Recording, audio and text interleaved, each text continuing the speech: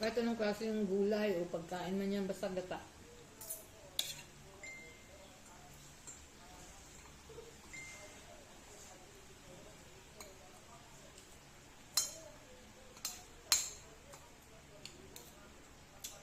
Ito yung isda ko eh.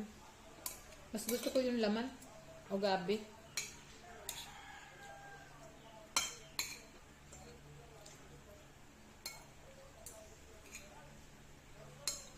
Simula nandito ako sa bowl, hindi ba ako kumain ng baboy. Gusto ko isda gulay lang.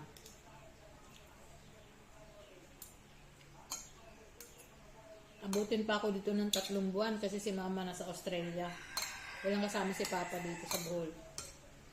Kaya nandito ako.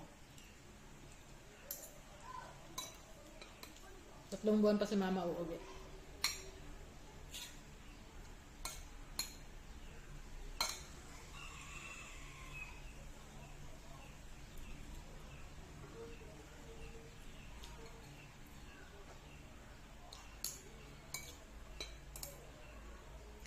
Dalawang hiwang isda lang to pinirito ko, tapos nilagay ko dito sa gabi.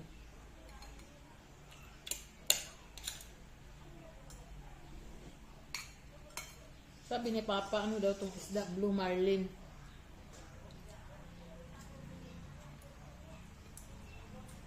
Pinirito ko siya. Dalawang hiwa lang nilagay ko.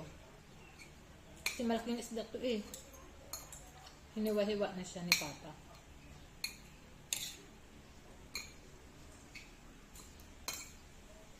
Mura ng mga isda dito sa bowl.